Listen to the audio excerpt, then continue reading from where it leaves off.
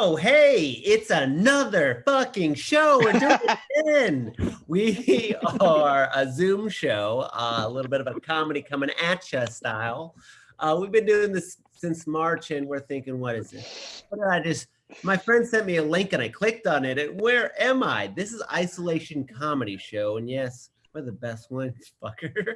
I promised myself that I'd be less violent against the audience tonight, so I'm going to keep that promise. This is Isolation Comedy Show. It's not a stand-up comedy show. So normally people would go like, hey, don't talk during these fucking comic sets, and you better buy 2 drinks, you assholes. And you know, this is not that. Talk all you want. In fact, join in the chat right there. Invite your friends, share it on here. You know why? Because we need to get out of this fucking pandemic, all right?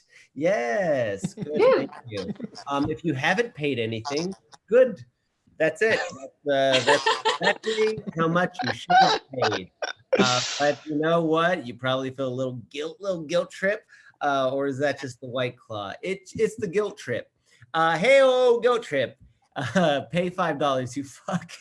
It's right there. But don't if you're poor. It's hard. Everyone's going through some shit, especially me, except I just quit my job. Hey-oh! So I've been drinking all day. Thank you guys. A hell of a host. My name's Colton Dowling, and I'm coming at you a little bit too hard. You know what? Having you inside your house. Welcome to my house. Some comics go, I'm gonna make a San Francisco sunset.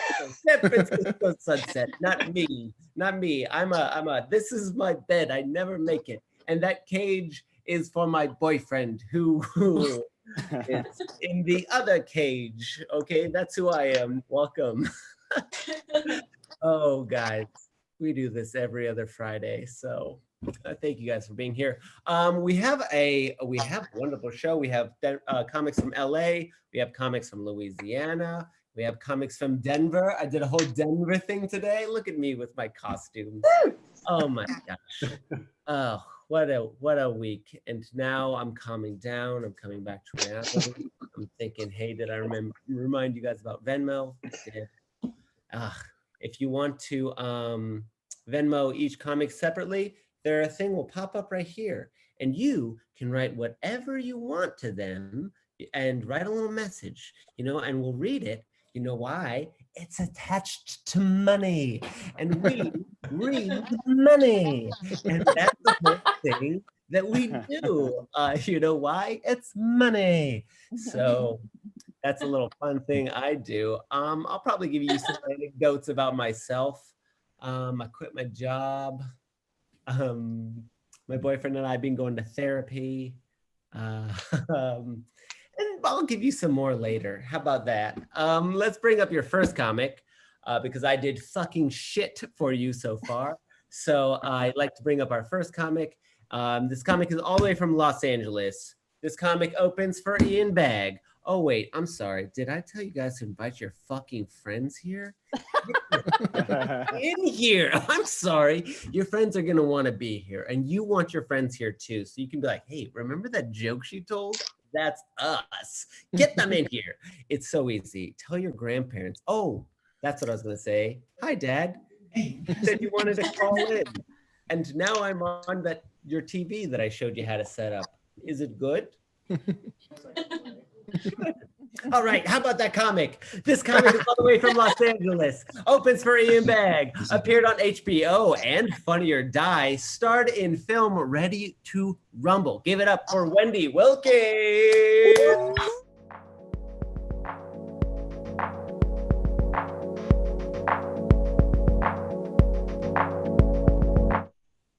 Yay! Hi, everyone. Thank you for having me. Oh my God, this quarantine and stay at home has been such a time of discovery. Like, I've discovered that my ex-husband is right. I don't need to use as much toilet paper as I do. I have learned not to use so much toilet paper in this time. It was like his main complaint when we were married. That and the fact that I wouldn't eat carrots. Too small. Never mind. I hate carrots, and every meal that we had that involved carrots, he was constantly like trying to shove the carrot in my mouth. And even to the point, like after we were married, after when we were divorced, we would still go out to lunch and he'd still like try to shove a carrot in my mouth. I'm like, no. Legally, you're not allowed to ask me to eat carrots. It's in the divorce papers. I wrote them. I know. So I really wasn't worried about like running out of toilet paper or other kind of things. The main thing I worried about in the early days of quarantine was we were going to run out of butter. I love butter. I fucking love butter so much. Like everything is a vehicle for butter. I put butter on everything. Like it just made me so nervous that I wasn't going to have any more butter. I guess not a big butter fan crowd here. That's good. Okay, so you know who's gonna be like the worst after everything is over? The group that's gonna have like the worst luck after quarantine is gonna be canned food drives, and they're already horrible enough. But like people just hoarded everything, whatever was on the shelf. And so people, finally when canned food drives come back, people are gonna be cleaning out their cupboards and they're gonna pick up a can and go, why did I think I could cook with hearts of palm? Gee, put that in, man. But the big winner in quarantine has been spices. And you know why? Because, before quarantine, you guys all watch those cooking shows and you're like, I can make that. And you went out to the store and you bought all the ingredients and you brought it home and you only use that one spice once. And then it's been in the back. So now everybody's like, they're like searching through and everything and they pull it out and they're like, all right, cardamom's coming back. I don't even know what cardamom is. Who the fuck? Why'd I have cardamom? The quarantine has really like made me, notice on Instagram that people just dove back into their DVD collection like they hadn't done since Blockbuster closed. Like people were constantly like posting about all the movies they're watching and stuff. And I'm like, some of my friends have really crap taste in movies. Like for sure, I'm like, why do you need to watch Twister again? It's bullshit. Other than Bill Pullman, he's great. That's the only thing. In the early days of quarantine, Justin Timberlake put his foot in his mouth and he was like, nobody should have to parent 24/7. Really, Justin? It's like, he said it was inhumane. Like maybe you should kind of shut up about that, Justin. And, like listening to a celebrity talk about parenting is like listening to an instructor teach you how to make a peanut butter and jelly sandwich, but they tell you to start with the jelly. No, that's not how it happens. Why don't you go back to your bunker and just shut up? So, and it made me realize like parents are like having this like amazing time to spend with their kids that they normally wouldn't have. And I know it's like really hard for a lot of people, but like they really got this quality time that they never would have had the rest of their lives. But the only group of kids I know that aren't really happy with it are rich kids having their parents around because they're not raised by their parents. They're raised by a horde of other people. A kid is going to walk into the living room and go, who the fuck are you? And then they're like, oh, you say your name is Dad? No. Esmeralda's my dad. Yeah. Oh, you're my dad? Okay, when's my birthday? That's what I thought. Get out! So I actually ended up testing positive for COVID, but I didn't get sick. I didn't have one thing.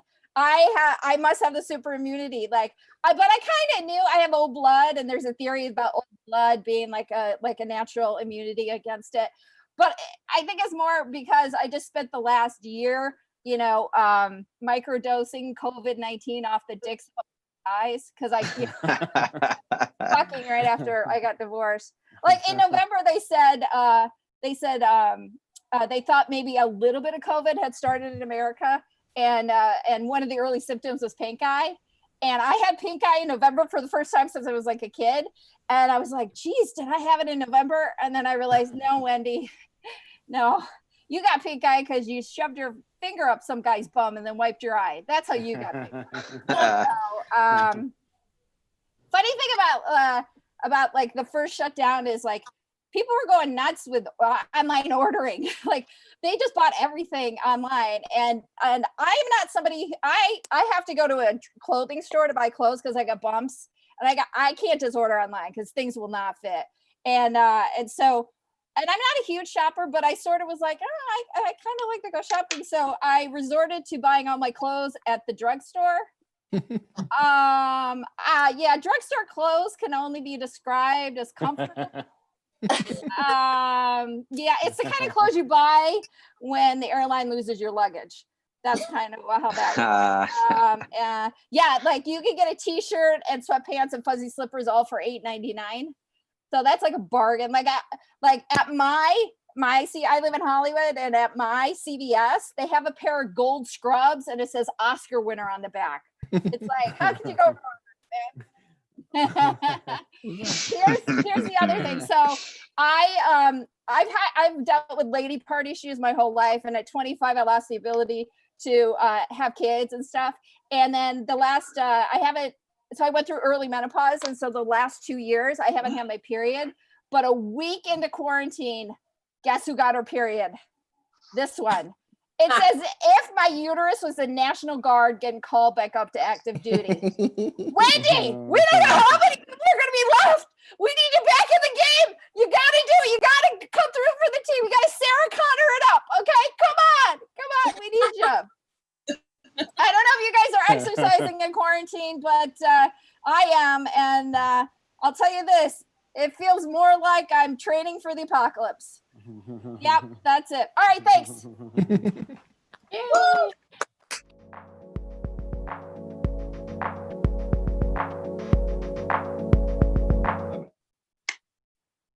Wendy Wilkins.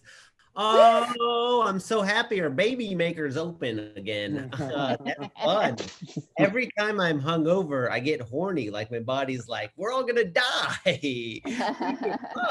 So it's the same thing, I promise. I looked into it. Oh, these anecdotes will come all show you guys. I hope you're ready. If you're just joining us, thank you, Dad. I hear you're joining in. This is Isolation Comedy Show. If you've never been here before, it's like a stand-up comedy show, except you'll hear like faint laughter from the comics going, yeah.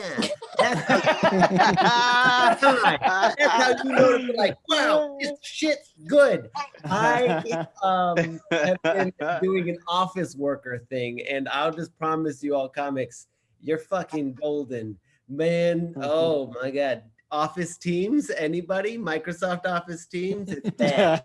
Real bad out there. And people just be like, hey, how about the summer? And then everyone will break out and you're like, oh no, no one was honest and vulnerable about the new menopause, right? Right? That's what I want from my office job, but I don't get it, so I come here. You guys, thank you for being here. I'm going to keep this show rolling. That's my bet if you're just joining us. No, Dad, you never taught me to make it. This next comic is all the way from Houston, Texas. He has performed at the Come and Take It Festival. In fact, he goes at the secret group all the time. I've done his show there. You should go there. Give it up for Zahid Devji. Woo!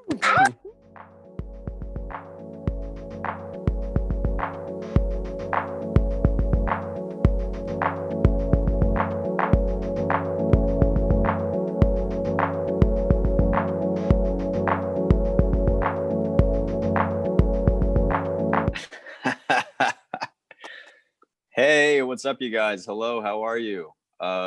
It's good to be where it's not good to. It's good. It would be good to be anywhere, but I'm actually where I am, and so that's not good. But what an opener, I'd say, off the bat, right? I think I knocked it out of the fucking park on that. This is like my third Zoom show with Colton, and it's upsetting because he keeps looking better and better. I think he's got like a skin cream thing. His face is very symmetrical, and it's pretty fucking upsetting. That's all. So, good job, Colton. Looking great. The rest of the comics really ugly, but Colton really knocking out of the park on this one. This is my bed. This is where the magic happens because I've been learning magic on my spare time to not lose my mind. What have I been doing during quarantine? I'll let you guys know. I've been convincing my sister-in-law that Leanne Rhymes and Busta Rhymes are related. And yeah, it only took like 2 weeks, and she totally believes me. She's a doctor. What an idiot. That's what I'd say. They say, do what you love and you'll never work a day in your life. And as it turns out, the thing that I love doing is being on unemployment.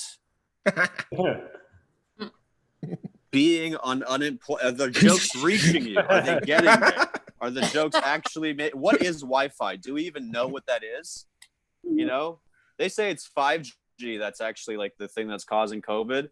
I think we need 5G, because I was watching this webcam girl, because I like support sex workers. But I was watching her, and she smacked her ass, but then the sound of her ass smacking her ass came after 2 seconds. There was a delay, and you know, I don't feel like it's like lightning and thunder. I think they should happen at the same time, you know.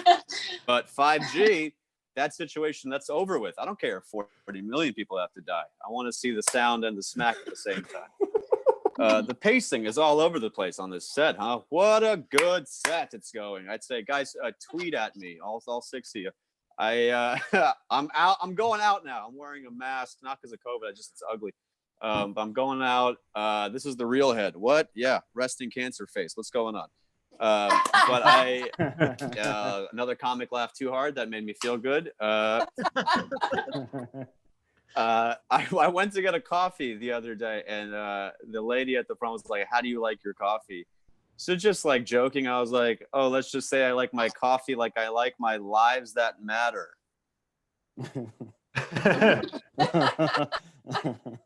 I said, like I like my lives that matter. And it's Texas, so she gave me all of the coffees they had. So yeah, that was a $200 joke. The laughs are very weird. That's the problem. I know we're all waiting for unemployment. I've been watching the negotiations, right? What a reality show that is. Just reality. Just watching Nancy Pelosi and Mitch McConnell. It's like, will they or won't they? Just fuck already. You know, the sexual tension is palpable. I don't know how to say that word. I heard someone say it once. That's cool. Yeah, the COVID is spiking in Texas again. Not sure if that's what they meant by the South will rise again. Don't think that's it. Someone just said, "Don't give a fuck." Hell yeah, I like that. They're like, "Fuck it, I don't give a shit, dude. I will suck on a wet ass pussy." Sorry, I just had to check my notes, making sure I'm saying that correctly. Does anybody else like? I don't know if you guys are going out, but I'm trying to be careful. But it feels a little it feels like a little like taboo to be out. Like it's kind of sexy, you know? Like it's hot. It's like hot. Like I'm like, I shouldn't be doing this. Like I was talking to a girl and she's like, "Could you put your mask on?" I was like, "Trust me, I've been tested. Let me just raw dog this conversation. Come on, I'll be good. I promise." I did get tested. Don't have COVID. Do have herpes. You know, you can't win them all. What are you gonna do? Went to get tested, and the lady at the front was like, "Who's your insurance provider?" And without thinking about it, I was like, "Oh, my mom." Like I just said it. And she goes, she's like, "So you're on your mom's plan? Is that what you're saying? You're on your mom's plan?" I was like, "Lady, I have $100,000 of student loan debt, and I'm trying to do comedy.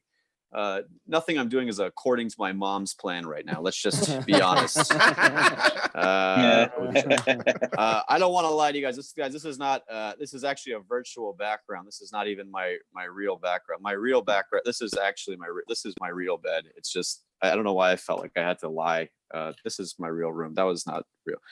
I live with my parents. This is we all share this room. It's great. I sleep in the middle of my mom and dad. They're pretty cool about it. My mom keeps finding my condoms and then throwing them away because she really wants grandchildren. That's where I'm at right now. I don't know about you guys. I always wear condoms, not just during sex, just all the time. I'm wearing a condom right now. I think that's the best way you could do it. People hate on the Magnum condom. I like the Magnum condom because you tell me another condom that also covers your balls. You know what I mean? I feel like that's a good one. Yeah, that's how I do it. I get the whole package in the mix. I put it in. This is the size of her pussy. This is the size of my dick. This is the size. So I put it in. I don't really thrust. I kind of just leave it there, and then I wink. I do a little, huh, you know, and then I come. and that's me personally. I tried hooking up with I hooked up with a guy. Tried hooking up sounds so much worse. Please don't cancel me, isolation. I tried hooking up with a girl. She didn't want it. I was so mad. No, I went. So it's the worst joke to tell that on Twitch. No, I went to her bathroom. I went to go use the bathroom before we hooked up, and she had a bidet and a squatty potty. So I was like, "Oh, anal, hell yeah!" You know what I mean? I've not. I did try anal for the first time, where she called it pegging. What? What a sound to hear! Hey, hey. Rodney Dangerfield doing the joke that I stole from him. Anyways, I've never eaten ass. I've never done it. But I did find out that one of the symptoms of COVID is that you lose your sense of taste and smell. So I feel like it's the perfect time to try it right now, you know? Because otherwise it tastes like shit, I've heard. What? Did you guys know that all panties are edible panties if you just commit? Girls like, you eat pussy? I'm like, I eat everything. And I make that noise and then they punch me. It's tight. A lot of people tend to think that I'm Indian, and I am, so I get where they're coming from on that. I'm actually so Indian that after sex I say thank you, come again. So all right, guys, look, this has been a lot of fun. Thank you guys so much for tuning in. Lots of great comics coming ahead. Back to you, Colton.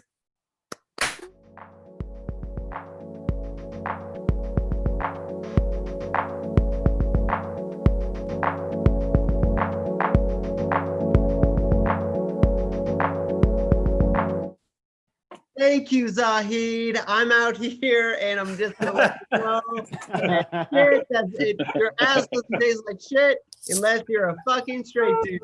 And I've been watching a lot of straight porn lately. I just want to let you know that what the fuck is up with those porn actors, man? They are ugly as fuck. Okay. I mean, but seriously, what's going on, guys? Get some better straight dudes, right? You're gonna fuck a girl. You should fuck a hot man. Okay, well, whatever. I'm just saying, that's all I'm saying. I watch straight porn sometimes because I'm a bit of a rascal. I get in there too. What? It does feel cliche to say it though, right? It does feel a little bit like, get out of there, get the fuck out of there. That's what my boyfriend said. He said, we won't lose another one. Okay. He's just joining us. This is Isolation Comedy Show. It's a little bit of a Zoom fun times with comics. You'll hear a little bit of laughter, a little bit of hey-os. Pay us, please. We need fucking money. If you're poor, don't pay us if you're poor. But if you're rich, feel guilty. Fill that little guilt sack and write us a little message, you know? I'll send you my dick sack. I don't mind. I'm going to open up an OnlyFans, and my boyfriend's going to manage me. It's going to be called Pimp and Colton. We have another comic coming up, and this man is from Denver, and it's going to start a whole train of Denver train.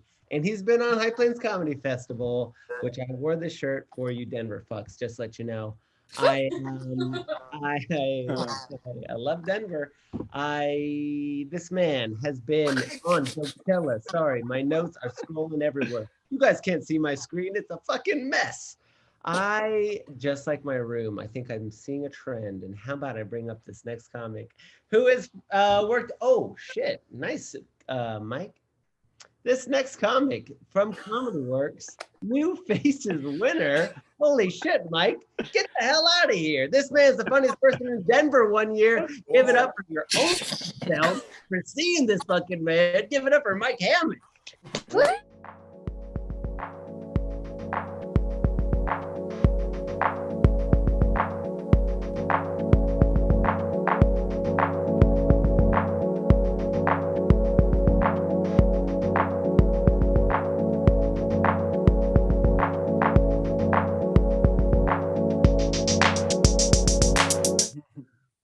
Hey, oh man, all right, that's what I look like. I look like fucking American History X. I'm going bald, so I shaved my head today. What's up, guys?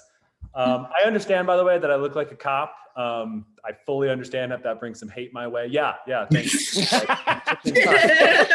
I do. The reason I look like a cop is I was supposed to be a cop. I went to police academy. I majored in criminology. I discovered my first day on the job, I couldn't be a cop because I didn't fucking pay attention in middle school. I did not understand algebra well enough. My first day on the job as a cop, me and my partner, we roll up to the crime house and my CO comes out and he's like, there are 7 bodies in there.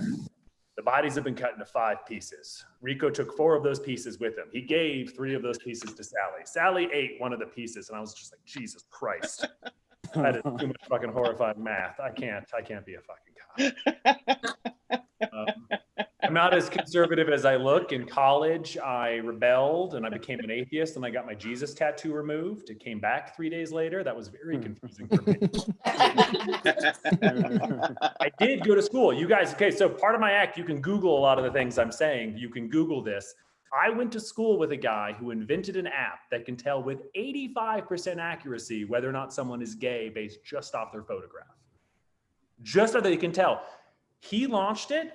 The next day, he had to skip school because he had to go on to CNBC and explain to people. He got so many death threats that first day that he had to explain, look, this is not measuring like the width of your face and eyebrows and like, oh, that's a gay face. There's something in your visage it can pick up on. Like you take a picture of a guy, 85% chance that guy's straight. You take a picture of that same guy with a dick in his mouth, 85% chance that guy's gay. But it could just be poor. You don't know. I'm married now, but I still put in the work. I do all the hard work. My wife is watching me right now. I do, the flowers and the chocolates and the oysters and everything. Can I ask you a question real quick? How the fuck did oysters end up on the aphrodisiac list? How the fuck are they in the same category as chocolate? Have you had an oyster? Jesus Christ. You know why that's a turn on? You know why that works for sex? Because once you put an oyster in your mouth, you'll do anything to get the taste out. Fucking anything. You'll put your mouth anywhere in the world to get that. Speaking of things I'm allergic to, which I'm allergic to oysters, can't do that. I'm also allergic to cats. But the good news is I have discovered that we are 2 years away from there being a cat vaccine. You know what that means? You give the cat a shot and then no one's allergic to that cat anymore. It's bananas, which means, guys, we are 2 years away from being able to eat a cat, which is super, super exciting. But I'm actually going to do a joke. I actually hired laughers here. Jay, get in here. I need you for a joke. So I had an allergic reaction and I almost died. My throat closed up. I had to go to the doctor and I ended up going to one of those holistic healers who helped me figure out what I was allergic to. You guys familiar with the arm bar test? Where you put your arm out and they say like, is it your kidneys or your lungs, your liver? And the way your body knows in response, it's like a lie detector.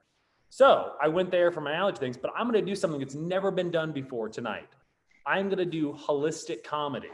And this guy, Jay, is gonna assist me. Jay, hold out your arm, please. You're gonna use your body's response to tell us what kind of joke you wanna hear right now. Jay did not know he was going to be participating in this. So Jay, keep your arm straight. I'm going to push down. Keep your arm straight out. I'm like, yeah, here we go. Okay. Jay, do you want to hear a political joke?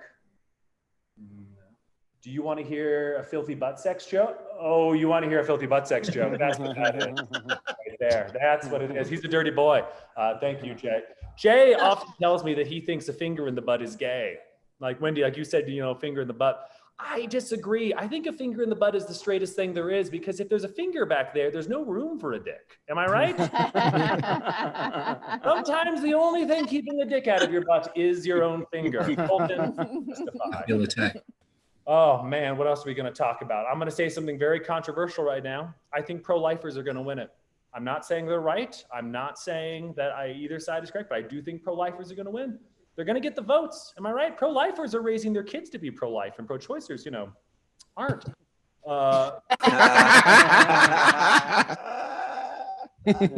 Speaking of politics, the W in George W. Bush stands for wet ass pussy. Okay, so I know everyone's very upset. I know I look like a cop. I don't want to come out as American history X for the comics. Everyone's very angry at the police. Everyone's very angry at Black Lives Matter. Everyone's very angry at everything. I think I have a solution for all of this. I think everyone should get one murder. That's my policy. I think everyone should get one. I think it's been a tough couple of years. We've all been very good. I think we deserve it. I think everyone should be allowed to murder one person for whatever reason they like. Here's how it's going to work. You get to murder somebody, and then the rule to slow purge is, first rule, is when you murder them, you have to stand by their body and explain to people why you murdered them while the police come up and punch your murder card, because that's their only job now, is punching murder cards, and you only get one. So you have to tell people like, oh, why did I murder him? Why did I kill him? Fucking portable speaker on the bus. What was I supposed to do? I had no other options. With blasting 2 Chainz, I had no choice, had to kill him. Rule number 2 is if you try to murder somebody and you fail, they get your murder card. They get a bank an extra one for later. So you got to be real sure if you're going to try to kill someone. Don't you think we'd all be a lot nicer and more polite? Ladies, you think you're going to get catcalled ever again? Not when there's a fucking murder card in your purse. No, everyone's going to be a lot nicer and kinder to each other. And imagine like we pass this law and, you know, it goes into effect and everyone you know tries to murder you. You'd be like, wow, maybe there's something wrong with me as a person. Maybe I need to change a little bit. But then you realize they've got like 12 murder cards. You've got like 12 murder cards and you don't have a problem. They have a problem. All right, moving on. This is another interactive joke. You can help me out with this. You can follow along. Get onto your Google machine. Me and my wife got into a fight, like a fucking fight. Like we've been married for a couple of years, so now we're having married fights. If you don't know what a married fight is, yeah, that's what happens when you'd rather scream at somebody in a car ride than sit in 2 more hours of silence. We got into a fucking fight over the Village Inn. And what do they do with the Village Inn? You guys have Village Inn out there? Yeah, we got into it. So I argued like a sane person. It's a fucking breakfast place. You get pancakes there. She tried to tell me they're famous for their pies. And so we did what married couples do, and we Googled it. And when you Google the Village Inn, you know what comes up? It was a mobile app. Who the fuck is that for? But that's not the point. Go on to Wikipedia, type in Village Inn, and you will see that the Village Inn is a casual dining restaurant chain in the United States. Its restaurants are known for their breakfast menu items. Go fuck yourselves. It does say their pies at the bottom. Fair enough. It does say at the bottom, their pies have won numerous awards from the American Pie Council. Here's a quick question. What the fuck is the American Pie Council? Oh, we Googled it. And if you Google the American Pie Council, the American Pie Council, or APC, who the fuck do these people think they are, is an organization committed to preserving America's pie heritage. If that's not code for racist shit, I don't know what is, right? That is the Klan for sure. 100%. At the bottom, it does say, as America's only pie-focused national organization, the APC combines aspects of a hobby club, trade group, and pro-pie lobby. What the fuck is a pro-pie lobby? So we Googled it. And if you Google a pro-pie lobby, once again, feel free to do this from your home computer. Jay, what's the first thing that comes up when you Google pro-pie lobby? The Pedophilia Information Exchange. The Pedophile Information Exchange. Pie. Yeah, what the fuck, Village Inn? Who's judging these pies? Like, Jeffrey Epstein didn't kill himself. He's just being moved from Village Inn to Village Inn. Yeah, yeah, I would give that one 8 out of 10-year-olds. Oh. Dark. All right, guys, that's it for me. Thank you so much for having me on. What is going on?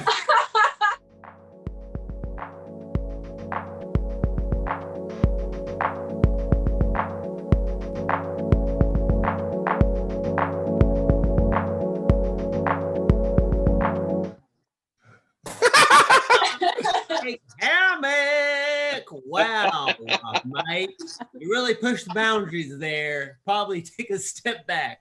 Hey guys, this is Isolation Comedy Show. If you're just tuning in, this is a dog cage for a human. And yeah, it's sexual. I use it that way, and it is now on the internet. Just want to let you know that we have a great show coming up. And you guys tuned in to the right time. We have several more comedians, so you're gonna wanna, hey, buy a used car now. I have several Chevys on this lot, and they all are going fast. We got Malibus and other fast ones too. The real reason is that they're reliable. And guess what? We have another Denver comedian coming up. You have seen her on Amazon, comics, watching comics. You have seen her on Instagram. She runs a show every Thursday. I have been on it. You have seen her on Comedy Now Radio. Give it up for Movito.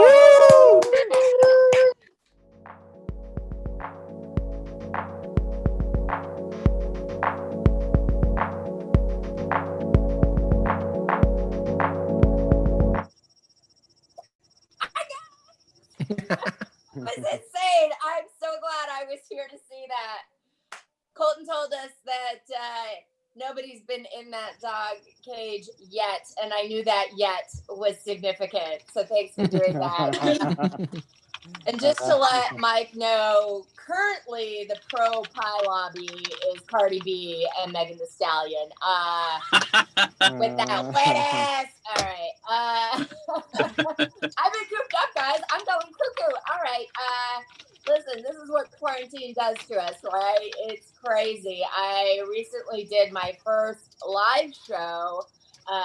It was very exciting, but I was very rusty.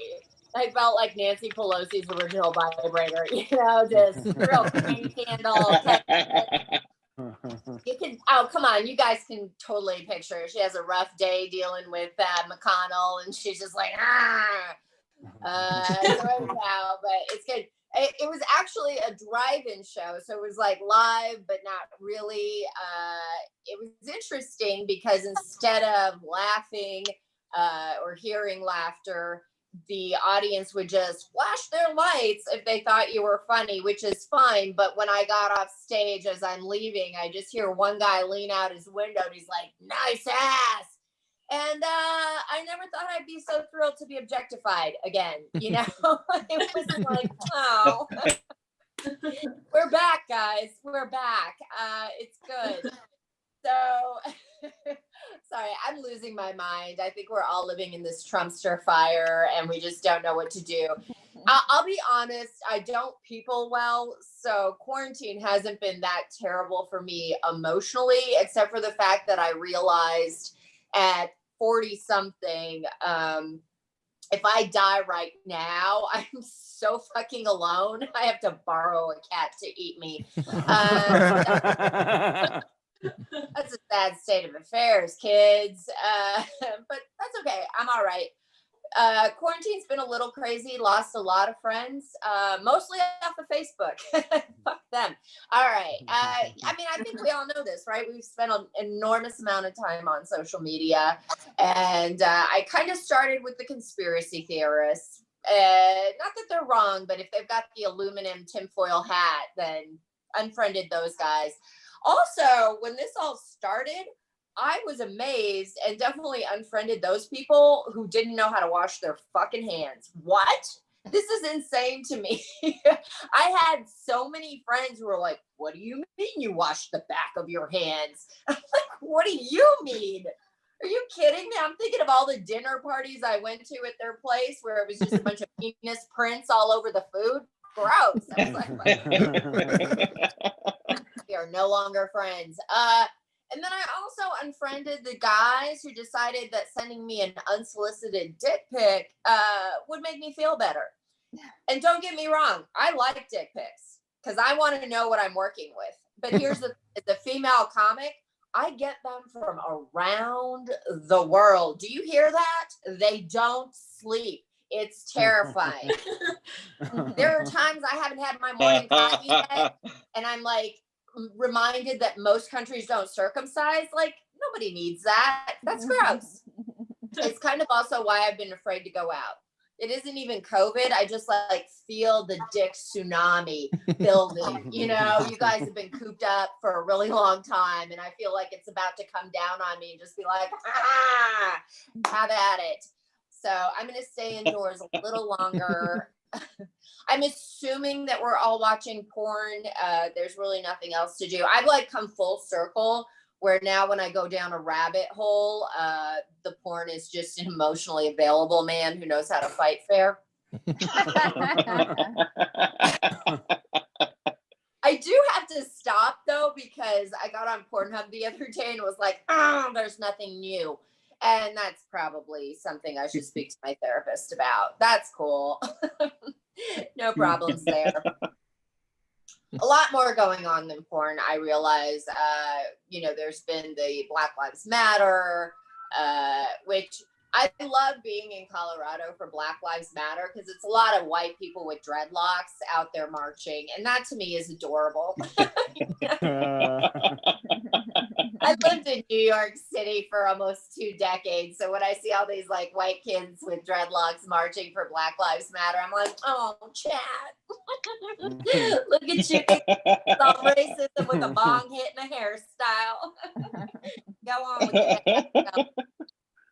It's all right. A lot of women who look like this are upset about being called Karens, even when their name is not a Karen. And let me tell you something. My full name is Monica, and I grew up during the Clinton era. So fuck you. I don't. And yes, I do suck a mean dick. Anyhow, just not presidential ones. I like to make sure that the dick I suck can't get me anywhere. My mom's so proud. I used to be married to a doctor and now I do this. That's right. Not her favorite only. So I've started doing drugs in quarantine, which I'm assuming everybody does drugs. I started late, but I highly recommend starting in your 40s. It's perfect, you know? It's like the cherry on the topping of I have nothing to live for. It's amazing, you know. It's like I put on a little quarantine weight, but some fat rails will help with that. I love it. It's so good. I don't have a dental plan. Are you kidding me? I'm a comic. I'm like, no problem. Meth. You know, no teeth. Need for a dentist. It's perfect. I also, you know, don't have a 401k. I have no retirement plan. And I'm like, oh, that's why they invented heroin. Are you kidding me? Totally chasing the dragon. Totally. Oh my God. I feel like this was really sad. And you guys feel like I need to call my therapist. I do have a therapist. She's in New York. We Skype. So I will be okay. Thanks for listening. Thanks for coming out. Thanks for tuning in. Be well.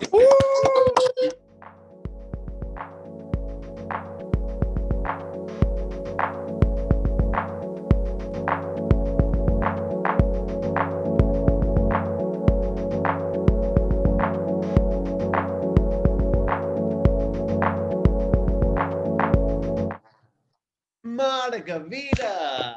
Wow. So fun. And also, don't be sad for her. She said she's swimming, dick pics, and doing lots of drugs. What the hell else do you want? Right? Excuse me. All the dicks and all the drugs. Don't know if you've ever done a dick or a drug before. But either way, you want to sit on it is one on that. If you've ever seen a dick pic and you're like, whoa, I didn't ask for that. You should see an asshole pic you didn't ask for. A whole other world. I'm like, what do girls want? Okay. Comic coming up is also from Denver. You've seen him at Comedy Works. You've seen him at Denver Improv. Looney's Comedy Club in Colorado Springs. Dad, that's where you are. Stay inside and wear a mask. Give it up for PJ Johnson.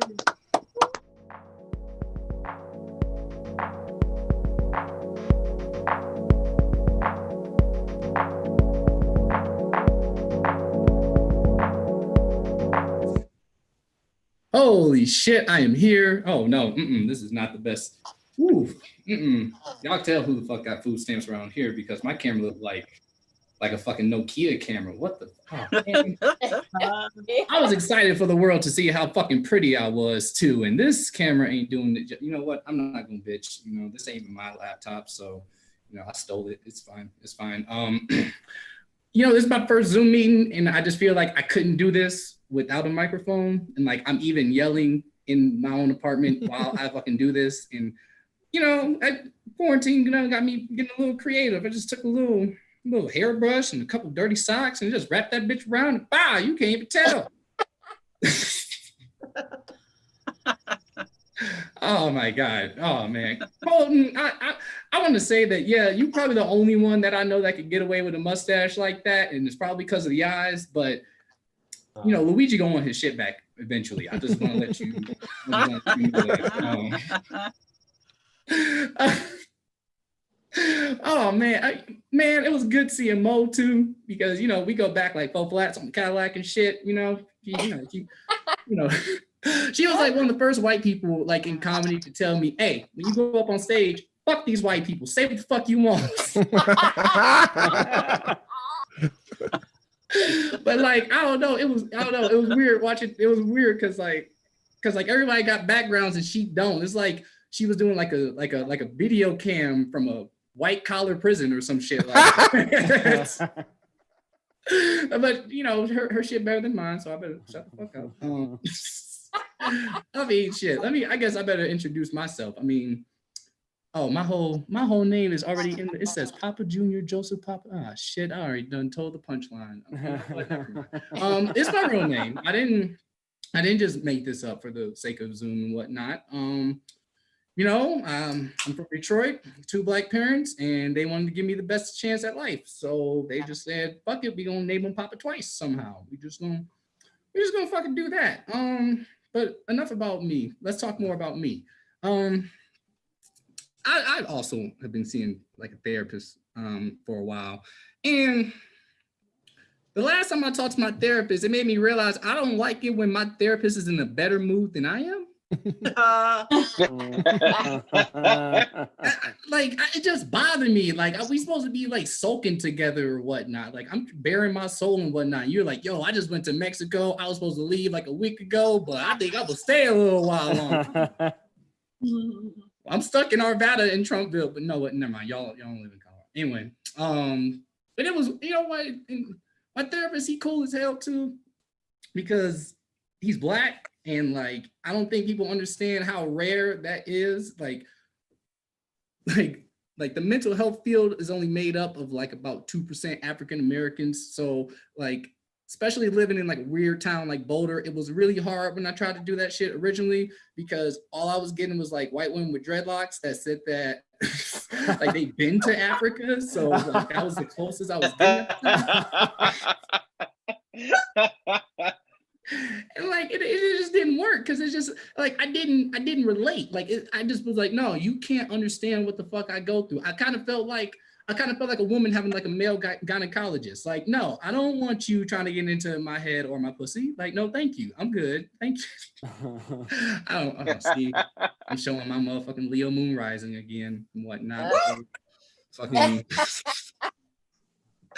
just laughing at my own shit. This is weird. I don't got no audience and whatnot. Like, I don't know. Like, I mean, I've tried it like during sex and whatnot, but it don't always land. You know what? We ain't gonna talk about sex. This isn't OnlyFans. We'll keep this PG fucking 13. All right. Yeah, no, this whole pandemic shit been weird for me. You know, I mean, I got evicted, like, you know, from a yoga chick, and that was fun. Cause she got like real anal about cleaning and whatnot. And like there was a time where like I woke up and like it's like 6 o'clock in the morning and she's like sitting there just fuming on the couch, just like, I've been up since 4 a.m. going to every fucking Target trying to get a roll of toilet tissue, and I feel like you're not contributing around here to keep us safe. And I'm like, yo, you unemployed. I go to work, so I don't. What the fuck are you supposed to do? Like, you gotta go do something. Like, go breathe some air. But like what I guess was the last straw, apparently, because like, you know, we allowed to smoke weed in our place and whatnot. And I woke up and I rolled myself a thick ass backwood, and I don't know who out there would be smoking weed, but if you're smoking woods, my nigga, I'll rock with you. But I'm sitting there and I roll up and I roll a thing, I smoke it, and I hit it twice and I let out a cough.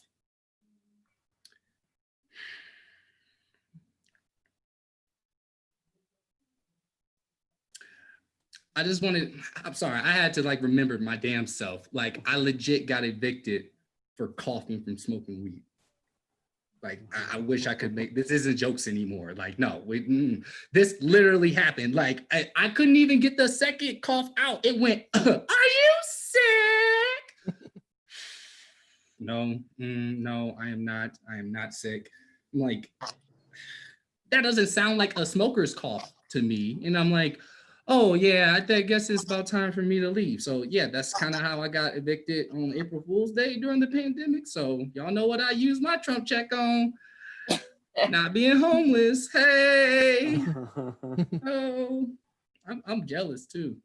I was jealous. I didn't want to have to use my money on rent. Like what? So many other motherfuckers wasn't able. Man, I didn't want to have to use that shit. Man, I had homies that was like, yo, I'm on unemployment. I'm getting that extra $600.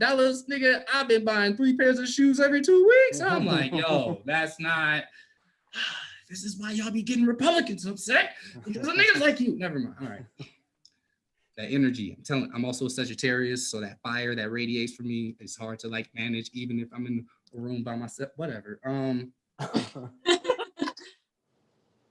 Yeah, y'all can tell this is my first time doing a Zoom show. Y'all just looking at me like, well, he's trying. He's definitely trying. You know, like, yep, that noise was definitely warranted and necessary. Fucking thing on. I sell weed. I sell weed, and I think that's like the greatest thing during this pandemic, because I've never given the biggest fuck you to my dad ever in my life, because guess what? Like, I'm an essential drug dealer, and your ass is sitting at home. I think that's crazy. And but I think that potheads like are easy to forget shit like that. I don't know, a pandemic is going on, because I still get silly questions. It's like, yo, why can't I smell the weed? I don't know. Why do you have a mask on? There, you just answered your own fucking question. You know, like, motherfuckers think because it's a pandemic now dispensary is supposed to take Apple Pay. I'm like, if you don't take your ass back to California, all right, like this shit is not happening here. Okay, you know what? I'm gonna call it a wrap at that. Thank you so much, y'all. I'm putting my Venmos up there. Put some money in there so I don't go homeless again. Thank you so much. I'll catch y'all later.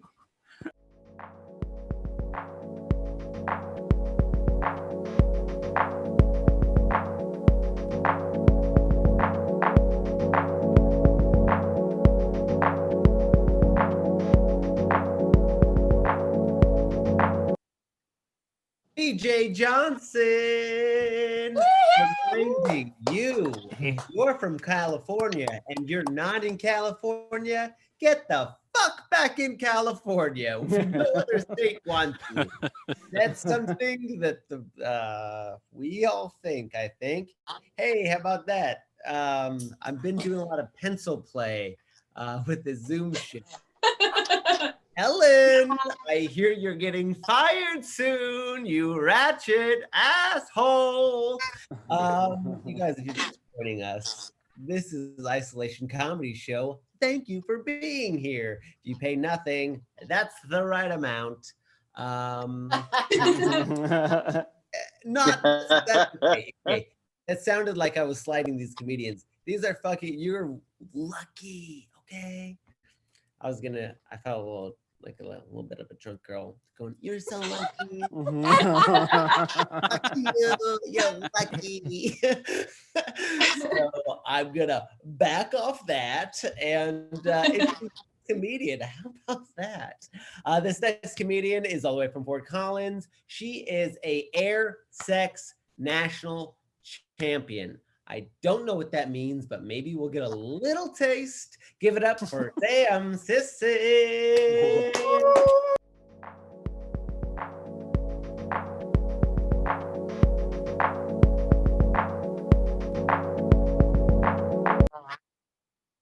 Hi, Colton is right. I am an air sex champion. That is a very real thing. You can look it up. But basically what it means is I'm really great at fucking nothing at all. That's really helped me during this whole quarantine process. But I have tried to get out of my comfort zone of doing jack shit. So I invented something called Durst traps, which are thirst traps with Fred Durst cropped into them. This is a real thing, and it paid my rent for 3 months. It started off as a bit. I didn't think anyone would bite, but then people started buying. And so they are a combination of hot and funny and confusing. And I used to be a psych major. So I was trying to get this Pavlovian conditioning with these customers so that every time these guys would see or hear Fred Durst, they would just get instant boners, you know, like Pavlov's dong. So that deep cut psych. But besides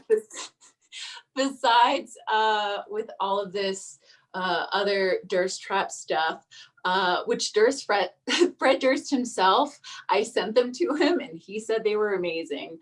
So that's a pretty good endorsement. But besides that, I've been thinking about how we can save the United States Postal Service and get rid of all of our junk mail that's just laying around.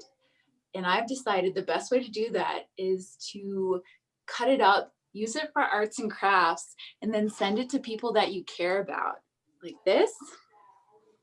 I'm gonna send to my grandma. Which I love the idea of just scaring her for no reason.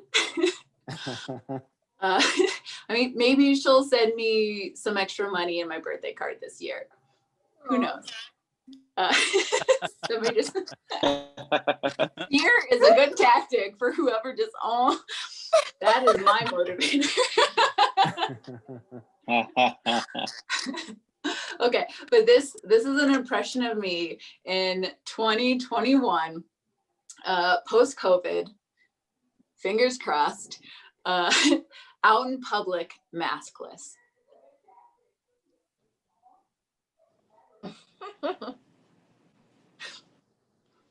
Because I am constantly doing a Chrissy Teigen under this thing. I think after this is over, I'm gonna keep it. Because here's another little fashion tip I picked up. When you pair sunglasses with your mask, no one can see you cry. A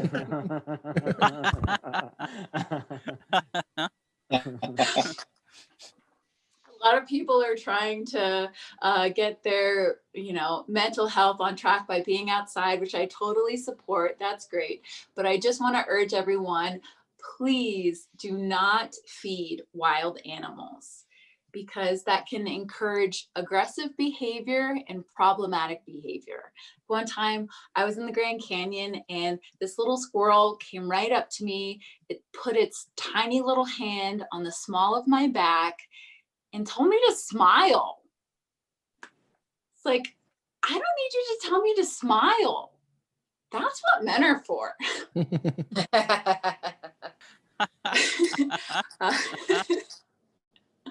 I'm sorry, I'm having a hard time concentrating right now. I got some bad news right before the show.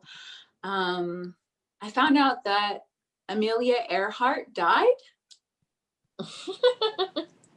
Which, I mean, I knew she was missing, right? But I thought she was just trying to be dramatic and make a comeback like Betty White or Chappelle or the Measles,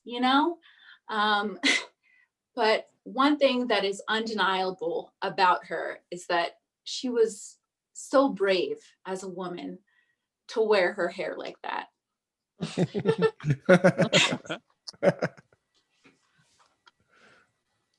More like stress managey, am I right?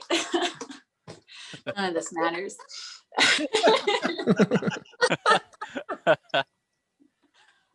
Okay, so this is something that I am super ashamed of, but I have a crush on a cop.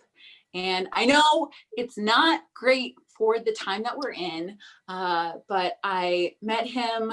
Every time I find human feces at work, I have to call the police.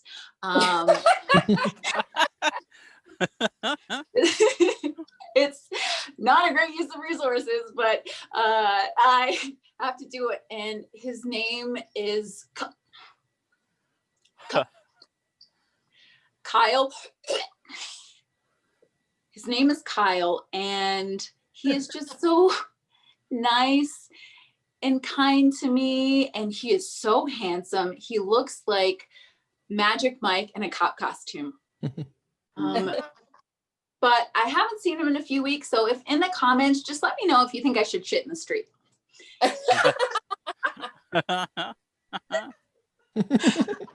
I was talking to my mom about, in a partner, I want someone that I can, bounce my opinions off of. Don't you agree? And verbatim, my mom said, I don't have opinions. Yeah. And I just had to think to myself, oh my God, my mom is the perfect woman. Am I right? High five me. High five me right now. High five me right now through the screen. I'll know if you don't. Okay, that was a test. And if you high five me, you failed. And I know exactly who that was. My mom sent me this letter that she found that I wrote the Tooth Fairy, and I'd like to read it to you all. Dear Tooth Fairy, recently I lost a tooth and that tooth was misplaced. I was not paid for that tooth. I can recall another time this happened and I was not paid that time either. What a little cunt. Now, I'm not an anti-vaxxer, but I get why someone would want to kill their kid. Oh, wow. Okay, I'm gonna leave on that, everybody. Thank you.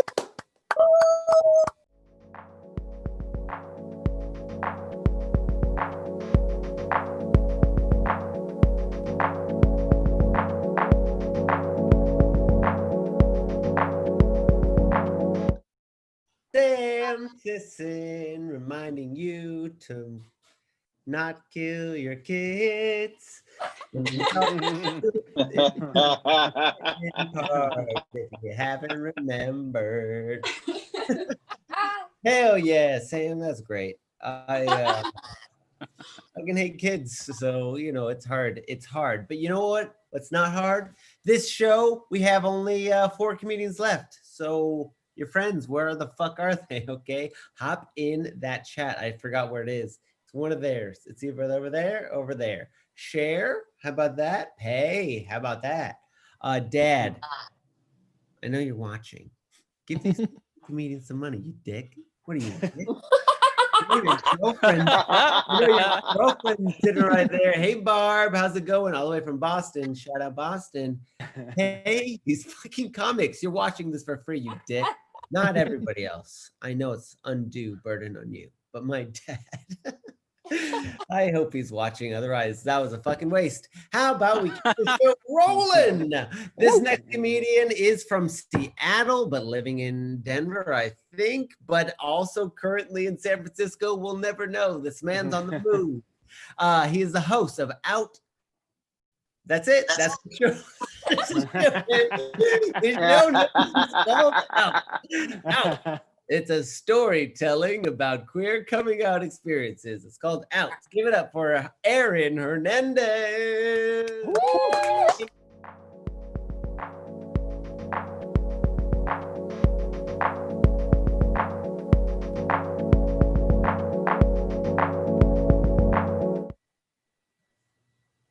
Hi. A little bit about me. I just turned 29, had my birthday in quarantine. I was kind of bummed. It's a big birthday for us gay men. I don't know if you guys know this or not, but that's the year we turned from cub to bear. So growl guys, out on that big one. Boy, I have had a weird 29 years of life. If my life were like the game of life, instead of landing on the squares, I'd go to college find a wife, have a kid, get a job. I landed on the squares, stay in the closet, become a pastor, have an awkward relationship with the movie 300, and then the most recent, let's see if alcohol will solve these problems. So cheers, you guys. God, it's weird. I was in the church for a little bit. I was a pastor. I used to get up on stages like this all the time. I'd say things like, yo, remember that time that God came to earth? And he was like, yo, I'm God. And then we were like, not without a painful death, you aren't. Now get on up there, you know? I was a youth pastor. I had to keep it hip. I hope that was hip. God, the head pastors didn't like me as much because I like to preach about how there's not a lot of gay stuff in the Bible. And the way I would talk about there not being a lot of gay stuff in the Bible is by reading the entire book that God inspired about cunnilingus, the Song of Solomon. Just a little breakout from it. This is how they describe cunnilingus: is awake, O north wind, and come, blow upon my garden that its scent may be wafted, you know? Correct me if I'm wrong, ladies, but I don't think that's how you stimulate a vagina. You know, you don't just, you know, just waft it up. I think you gotta do a little bit more. I don't really know. I left the church to join Grindr. It was a fun event in my life. It's pretty chill. I believe it or not, I actually did not have a lot of luck on Grindr. I like to think it's because I'm looking for love, you know. I do like to ask my more successful friends, what do you do to find love? My friend, she said to me, Aaron, what you gotta do is find someone who does the things that you do. You know, I don't think it's a great idea to be dating someone who does a ton of coke. You know, like I don't, look, I'm not saying I'm a catch or anything, but maybe we don't need two people in this relationship giving stand-up comedy a try. I don't know. We know that's just. I did quit coke recently. I don't know, hard stuff, but also I got diagnosed with ADHD actually. I just did it myself, you know. I just Googled the symptoms and it's like, hell yeah, I need meth, you know. My doctor did prescribe me. She gave me meth, which was a weird feeling to find out the medication that can make me do my homework is meth, you know. Like it just, I don't know how to feel about it, but it's given me like this whole new perspective of life. You know, like this whole time I thought my cousin was just an addict. Turns out, poor guy just can't focus on taking apart the toaster. Take some meth. Now he can take apart the VCR and the toaster and has some time left over to make a cool little hat to keep Hillary Clinton and the goddamn Democrats out of his head. You know, that's meth. That's the drug. Or like in my community, like I thought there's this group of guys. They like to, they call themselves the party and players. They like to party with meth. Play with each other, and this whole time I thought they were just whores. Turns out poor guys just can't focus, keep picking up one dick before finishing the other. Pop some meth, now he can take 3 at once, 1 in the front, 2 in the back. That's why I support Bernie Sanders, you know, Medicare for all. Hell yeah. I think that every gay man, regardless of their mental illness, deserves to feel like the dirty little cum pig they are. And how did I get here? You know, that's where are we right now? Gonna be fully transparent. I did not take my meth today. That's how you get onto weird topics. Drugs. We were talking about drugs, coke, meth. What about Molly? Do you guys do Molly? I fucking hate it. It's bad. You know, if there's one emotion that I don't need a drug to make me feel, it's just pride. You know, I don't need to wake up in some gay circuit party with these jelly rolls colored in neon and slabbed in feathers, and just thinking to myself, yeah, I'm having a lot of fun right now. You know, like what I need is a drug that just makes me feel shame. Like I need a drug that just stares at me in the eyes the way that a top stares at a bottom as he watches him eat pizza. Just like, yeah, so you're not doing that tonight? You know what's going on there, buddy? I guess I don't know what kind of. I guess that's just Zoloft. Maybe I don't know. Who knows? Let's see. I'm half Mexican, half white. It's kind of cool. Like it's different being two sides. It's like you always got one side telling you one thing, the other side telling you the other. Like my Mexican side, that guy's cool. Like he.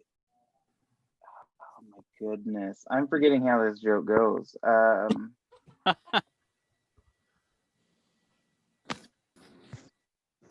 don't know. It's pretty cool. I was raised by both. I was raised by the white side. They're more like white didn't know we were trash type of white trash. That's them. They used to think my oh shit. Wow, I forgot that joke completely. I'm gonna move on. Just leave it up to you guys. What do you want to hear? What do you?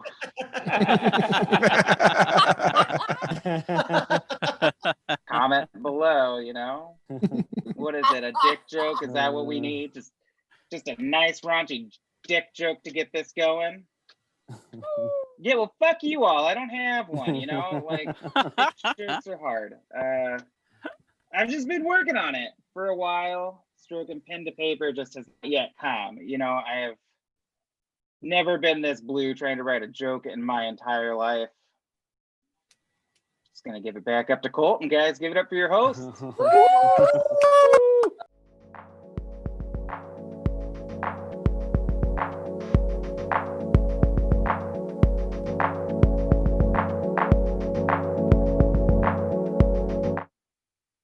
Aaron Hernandez forgetting what he wanted to tell you. But remember that he's a pastor dad and he's is sanctioned by God to tell you how fucking stupid that shit is. And he did, and he did. And God bestoweth and told him tons of secrets and said, don't tell the lay people. And he said, okay, I will. And then he told them about, remember Sodom and Gomorrah, you guys? Oh my God. Holy shit. Okay. There's not enough time, but boy, was there anal. And by God, was he sanctioning it. Okay. Weird way to bring up a comment. Weird way to reset the room, you guys. I get that. You're thinking, what's this guy on? Well, I have a cage in my fucking background, so I feel a lot of liberty. What I wanted to tell you guys briefly, pay these fucking comics, okay? They have a Venmo down here. Just give it to them. Send them a little secret. And you know why you should? Because this next comic is all the way from Louisiana. And if you know me, you know I date a swamp man from Abbeville, Louisiana, that is. And last time I was at his mom's house, he was like, oh, hey, Colton, smell that? Oh, that's the next door neighbors making meth again. So that's just who I'm dating. And I hear him on the phone in the other room because we're close like that, okay? So I know that he's not watching me tell all of his family secrets. This next person's a city folk, though, okay? They're from New Orleans. This is not the same thing.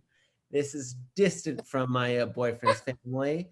This comedian is one of the founding members of No Lie Comedy. Oh, yes. And she likes to shake her pom-poms on TikTok for the Chinese dad. You know why? Because she fucking can. Give it up, Huey, for Techi Chueze.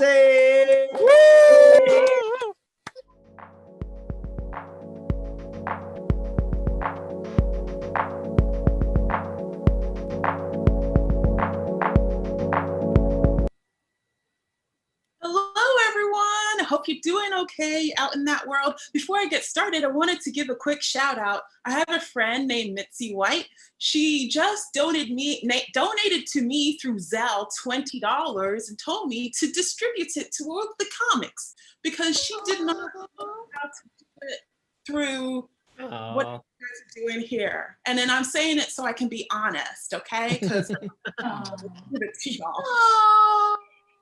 for each of us. Yay. Okay, moving on. I am really, really sad this week, to be quite honest, because we're now living in this whack world, which means that like a girl can't dap without sending out the wrong message.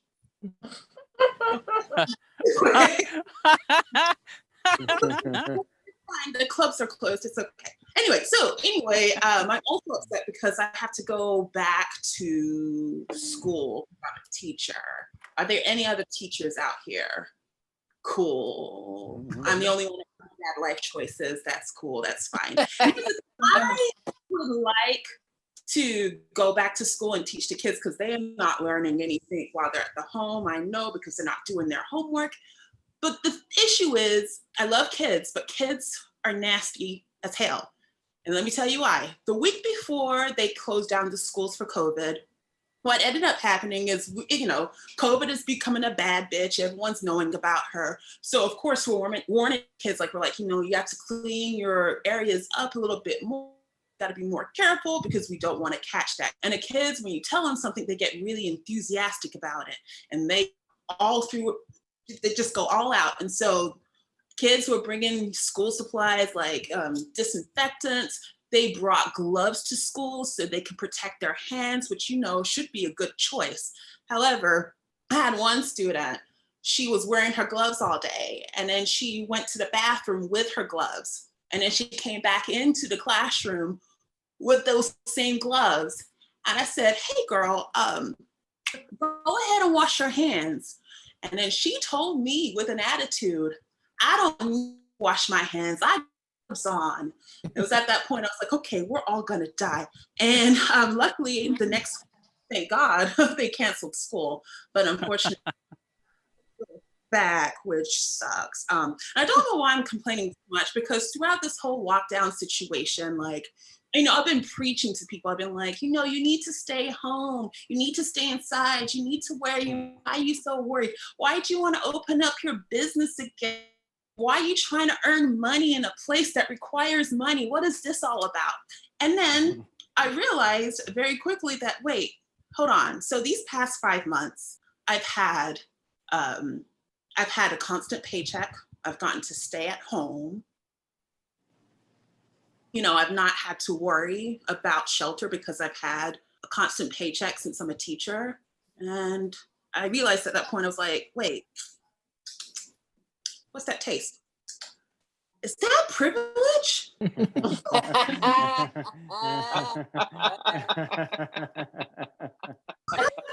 Privilege. Wow. People, it's not that hard. It's interesting because when it comes to white privilege, the reason why Black people get so frustrated about white privilege is because a lot of white people acknowledge it. I think that's the thing that frustrates people the most. And as for example, imagine it's like a hot summer day, right? And everyone's hot and then the power goes out. So there's no air conditioning. Everyone is hot and everyone's trying to cool down. And then your homegirl's like, hey, remember Miss Sally down the street, she has that pool, that really big pool with the slides and it fits the whole town. How about we go over there and we use that swimming pool? And we're like, cool, we go over there to use the swimming pool. And then the girl, she sees my friend and she lets her in. And then when I try to go in, I'm like, where are you going? And I'm like, I'm trying to go to the pool.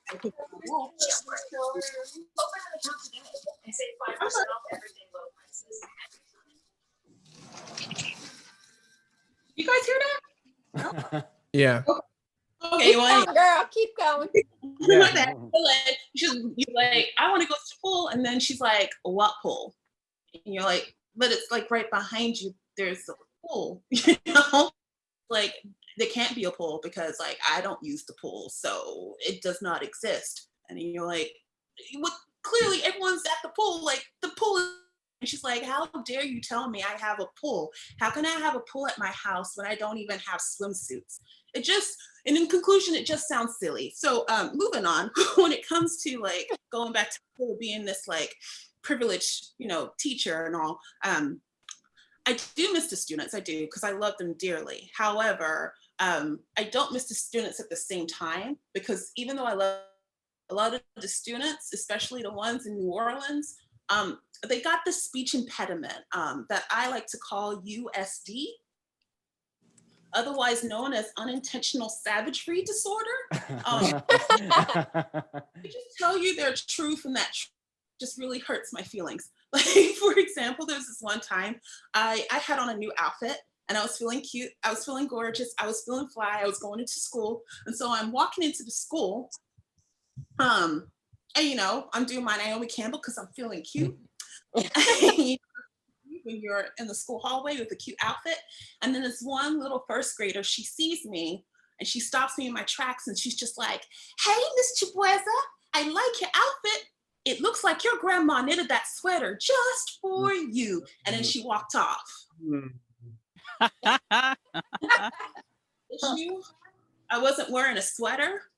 So basically she was just telling me I was dressed like an old woman, and it really fucked me up for the rest of the day. It really did.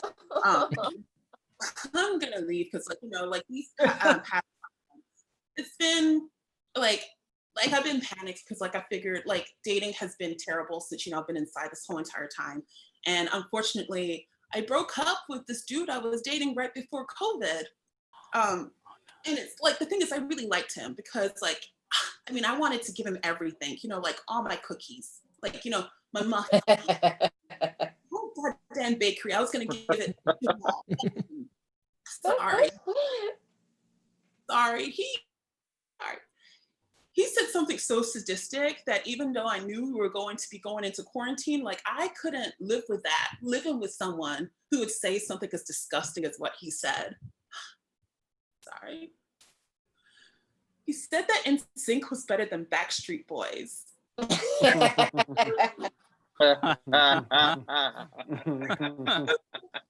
was like, how dare you? Like, how dare you uplift the mediocrity that is NSYNC only to downgrade the legacy that is the Backstreet?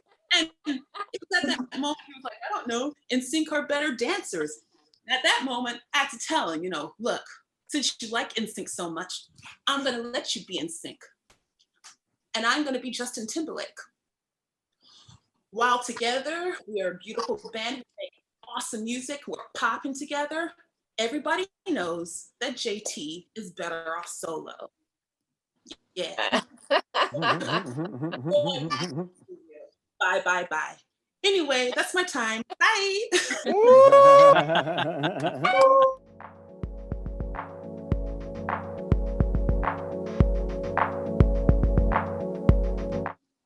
Catch your Chibueze and Backstreet back. All right.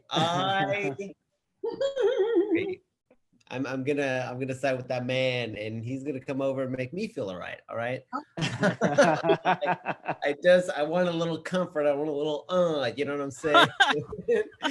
And you know, NSYNC at least had one gay or two or a couple. I don't know. I forget who they are. I'm young. So you know what? We only have 2 comedians left, and you're so lucky because they're fucking amazing. Dad, stop drinking so much, okay? You can drink later, okay? I know that he has a big TV, so I'm like taking up a lot of space in his living room. Hey, how's it going, Dad? Okay. This next comedian is also from Los Angeles. We've had them on this show before. You've seen them on Last Comic Standing, BuzzFeed, and TED Talk. Give it up for Eric Escobar.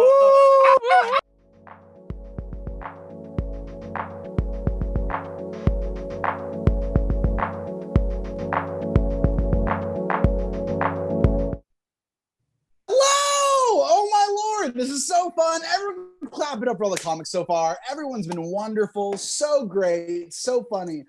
I don't know what it's like in your neck of the woods. There's still protests going on in LA. There's still riots going on in LA. I went to a protest the other day, and I don't know if you saw this on the news, but when I was at this protest, a police officer, a cop, got shot in the face. I don't know if you saw this, but a police officer got shot in the face. I was freaking out because it was the first time I've ever used a gun. All right, doing my civil duty, trying to make it work. It's cool. I don't even like guns. I remember one time I went hunting. I tried to shoot a rabbit, accidentally hit the magician. All right, it was the worst birthday party I've ever been to. It was pretty bad. But quarantine's going great. I'm quarantining with my girlfriend. Round of applause. Who's quarantining with their partner, their girlfriend, boyfriend, anyone else in here? No one? It's the worst. It is absolutely the worst. I hate her so much. She is a horrible person. We're trying to spice things up. The other day, she was like, Eric, what can I do in the bedroom to turn you on more? And I was like, be Asian. She can't be Asian. It's very tough, very hard transition. We decided to do role playing.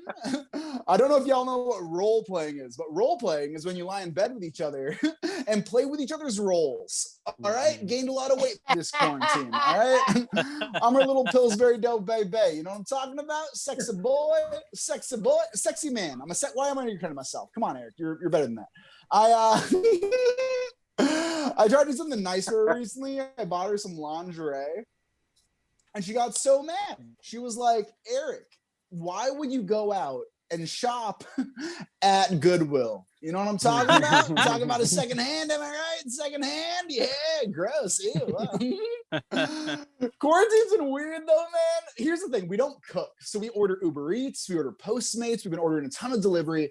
We've ordered so much delivery that I now have a pile of plastic forks and knives in my kitchen. All right, like it's wild. Like some of them they like cut really well.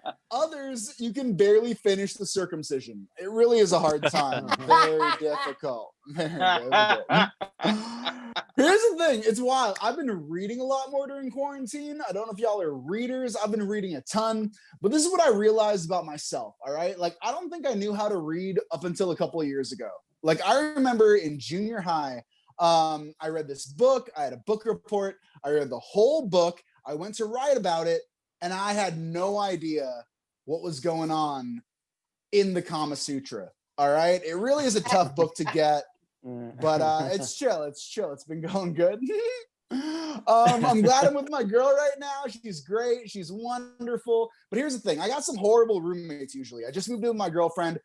I have some horrible roommates. Clap it up if you've ever had a horrible roommate. Who's had a horrible roommate? I hear a couple applause breaks, hear a couple people. Heads up, if you were quiet right now, you were the horrible roommate. Right? So look in the mirror and do your dishes. I had the worst roommates ever, man. They were loud, they were messy, they were my parents. Really difficult, very, very difficult. And here's the thing, my folks, like, they're super conservative. Super conservative. Like, I remember a couple months ago, my mom asked me a weird question. She was like, Eric, are you pro-gay people? And I was like, what? She's like, are you pro-gay people? I'm like, Mom, I'm not even amateur gay people, all right? Like, I didn't know they even had a league. Like, how do I audition? Let me get in. Can I do fantasy gay? I'm gonna draft y'all. All right, let's go. It'll be a good time. It'll be fun. Oh my Lord. My dad, he's even worse, man. I'm half Filipino. My dad one time called me Oriental, and I'm like, Dad, don't say Oriental. It's 2020, all right? Like, call him Asian or Asian American. Come on, Dad. One time he called me heavyset. And I'm like, yo, that's outdated. You got to call me like fat or plus sized. You know what I mean? Like, I'd rather be fat than heavy set. Come on, Dad. But I think the most offensive thing ever is I did something to piss him off recently. And he called me a fag. And I'm like, Dad, that is messed up. It's super messed up. It's 2020. We don't call people fag anymore. We call them millennials. Which is a tough joke to tell as a millennial. All right, very difficult. But it's true. We're like the worst generation of all time. Have you recently had a conversation with like 32-year-olds? It's like you're talking to 32-year-olds, all right? Like no one has a job. They're all on unemployment. They only take Uber Pool. What's up with that? I don't know. But I get it. I know why millennials are so weird. Millennials are weird because we're the first generation to have like social media, Wi-Fi, the internet. It messes us all up. We're all addicted, all right? Like I can't do anything without my phone. Like I was taking a poop today, realized my iPhone wasn't by me, and I started crying. Okay, I started crying. I finished my business, and then I got out of the pool. And that was the second worst birthday party I think I've ever been to. It was pretty bad, pretty horrible. But I am missing real life. I'm missing real life a lot, man. Like, here's the thing. I'm a comedian and a professional wrestler. I can't do either of those things right now. Like, I remember my last wrestling match. In my last wrestling match, I was wrestling this guy. Out of nowhere, he decides to legitimately headbutt me in the dick, which was horrible. It was absolutely horrible because it was the first time I've seen anyone get a concussion. You know what I'm talking about, ladies? You know what I'm talking about? Here we go. All right, here we go. I miss acting, man. I miss auditioning. Like, here's the thing. When I used to audition for stuff, you could only audition for things that matched your look and your type. So I would only get cholo auditions. A cholo is like a Mexican gangster. And you can tell how tough I am by the way I pronounce cholo. All right? I'm not a tough guy. Not at all. I don't even look like a scary cholo or a tough cholo. I look like a cholo who loves like hummus and early Blink-182. You know what I mean? Like, I'm not going to steal your wallet, but I might steal your heart. Hey, how you doing? What's going on? I gotta wrap up pretty soon. I want to wrap up with this. Yo, we're having a great time. Who's drinking right now? Anyone drinking? Let's do a little virtual cheers. Let's cheers the camera to y'all, to live comedy, to isolation comedy. Thank you so much for hosting this up. I want to wrap on this. If you're drinking during quarantine, keep drinking. If you're doing drugs, I just want to say be careful. All right, be very careful. During quarantine, I tried acid for the first time, and it was crazy because I dropped the acid. I was tripping out of nowhere. I see my little brother in the same room taking some acid, which is it's horrifying. It's scary. It's the worst thing that ever happened to me as an only child. All right, really difficult, very, very tough. That's been my time. My name's Eric Escobar. Follow me on Instagram. Y'all have been amazing. Clap it up for Isolation Comedy. Support live comedy, my friends. Y'all take care.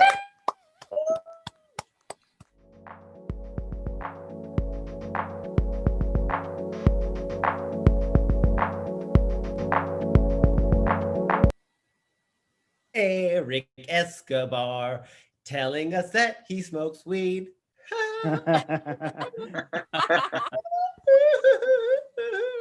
Hell yeah, I love that man. He's so funny. And you know what, we've just entered in the last comedian. So if your friends are not here, get them fucking here right now. Tell them, get them on the phone. Where you been? Oh no, it's over. There's only one comedian left. And he's so funny. You know what, this man is a writer. He's funny or die. Wow, fucking great credit. This man has been on Bird City Comedy Festival, Altercation Festival, and he's a very, very funny boy. Give it up for Jared Wallace. Woo!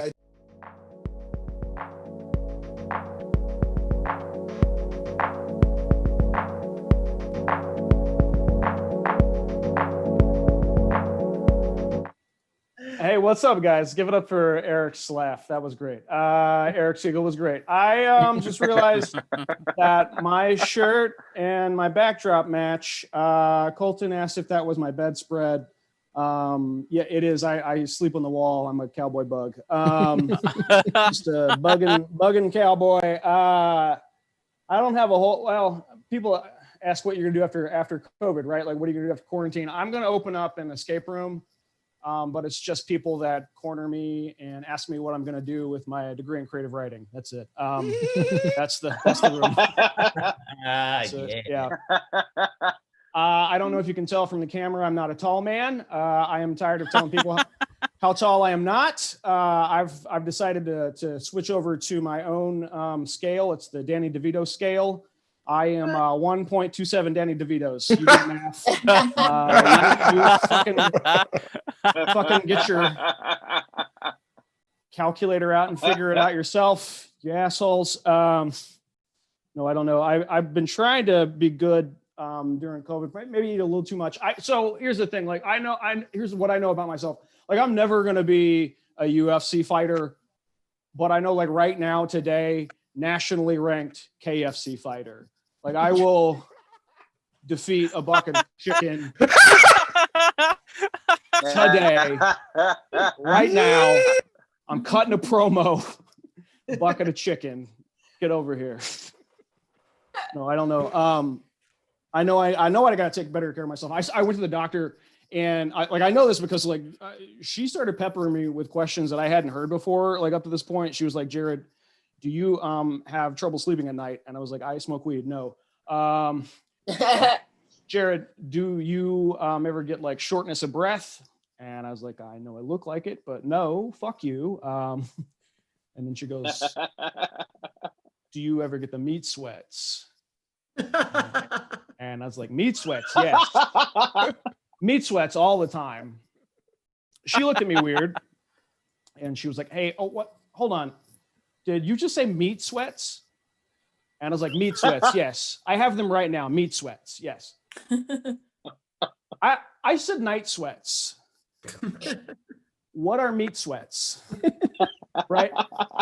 No, I don't go to the doctor anymore. Do you understand this? Like you can't like here's the deal. If you can't comprehend that I'm gonna wake up at 3 a.m, go to the fridge and like shove a gross roast beef into my mouth and be like a sweaty bag of ham the next day, like you don't get to be my body daddy anymore, okay? Like that's what I call doctors is body daddies.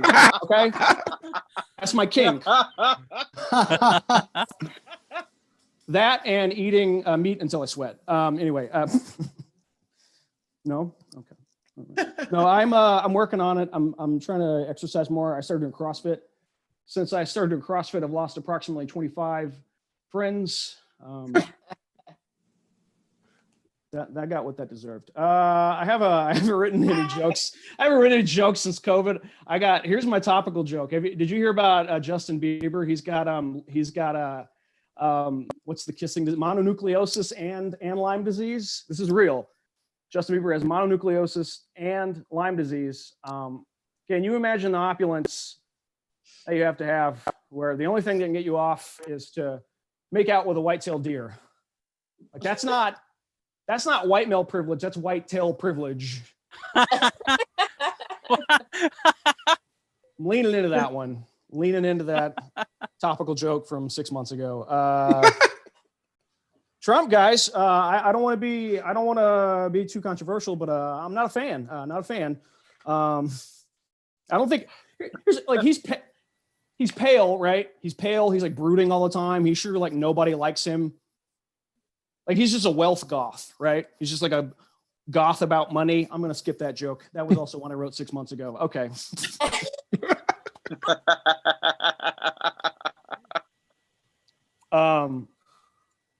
Another pre-COVID thing. This is real. In Dallas, I want to say like in December, they had a straight pride parade. Did you hear about this? Straight pride parade. 2 dudes showed up. That was it. 2 dudes. That's pretty fucking gay, you guys. Like that's kind of gay. Like if I live in Austin. I like living in Austin. I like meeting interesting people. I have a friend. This is true. He's a manager of a strip club, but he's also like a really great dad. Like actually like a great dad while being a manager of a strip club. And like I'm curious, like is that a line of work that you hand down through the generations, right? Is that a thing that happens? Is he's like, well, I didn't bust my blood, sweat, and tears for you to go to college and become some fancy pants lawyer, okay? Your legacy is big titty city, young lady. You know him. His name's David. Anyway, I can introduce you. I used to be to keep you guys safe, I used to be a prison guard. keep you safe from all the murderers and rapers and worse yet, marijuana smokers in Texas. Keep you safe. It was a boring job. It's pretty boring. It's mostly just looking at buttholes. Like I just looked at buttholes all day. Like that was they should put that in the job description. Just like and like my dad did that for a long time. My grandpa did that. I was just like a third generation butthole peeker. Like that was my role in life. And I hated it. I hated it. I had the job when I was 19. So I would go in just like hungover, go in and like, I gotta clock in another day of the butthole factory, right? And just do that. And now that I'm in my 30s, like I just kind of want to see a butthole, you know? Just me. All right. Just me. You want to see buttholes? No one wants to see. Okay. I don't know. I'm a daddy. I have children. Sorry, that's not the same thing. Not the same thing at all. I have twin daughters. They're adorable. They're tiny. I walk them to school all the time, except for when they're fucking jerk offs and they want me to drive.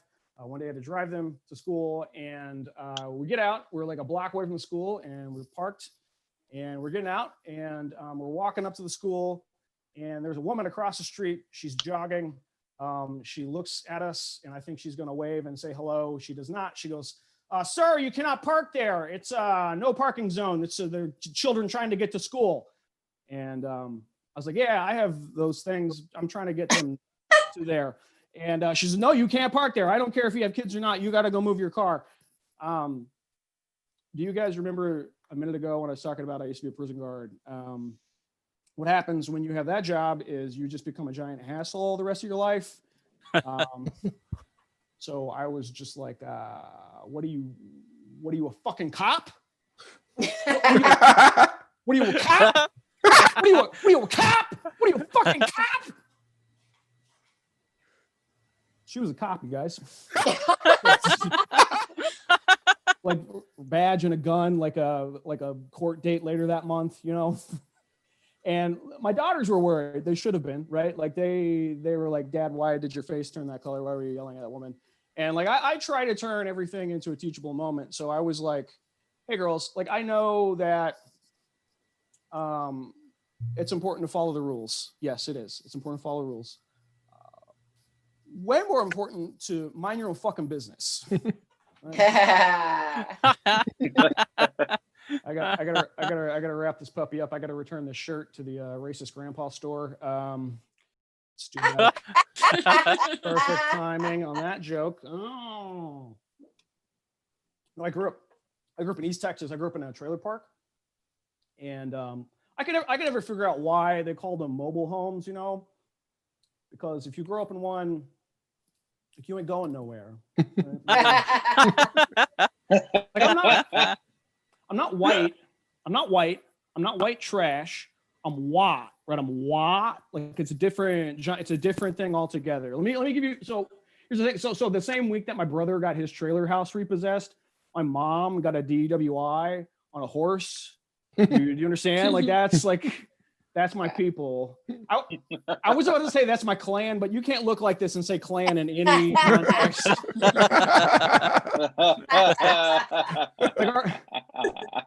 Like our family crest is just a dude rebuilding a carburetor while maintaining eye contact with the raccoon going, get on out of here. Get on out of here. Yeah. That's one word, by the way. It's what you say. It's what you say if you're trying to get a dog out of your yard or you're done making love. I'll wait. The dog in your yard. All right. Hey, I'm Jared Walls. That's my time. Y'all have a great night. I appreciate it.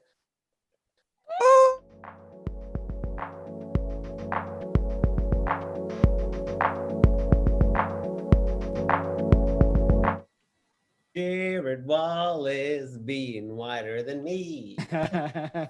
I love it. I'm happy about that. We did it. We did the show. You did it. You invited your friends, and now welcome friends. I'm sure you did it. Come on. That's been our show. This has been Isolation Comedy Fest. It's a whole fucking festival. We had so many comics on tonight, and we appreciate you guys. Hey, how about it? A special thank you to John Reynolds and Marcus Wilson for our special laughters. Oh, we thank you so much. Our hearts do die when we don't hear laughter at our jokes. So we do thank you. The tech specialist, I love you. Valerie Lopez, Laura Smith. Wonderful. And every single one of the comedians, and you guys don't want me to say the names, but you do want me to tell you to fucking pay them, Dad. What are you fucking doing? Yeah, no pressure, Dad. I know you didn't get that promotion that you wanted, but we're here and we want your money. So give it up for that. We do this every other Friday. Next Friday is the Lanalex Corporation, which is a podcast. How about it? Yes, Marcus Wilson, biggest fan out there. Yeah, hell yeah. We'll see you next Friday. I will not be here, but the following one after there. Thank you so much. All righty then. Bye.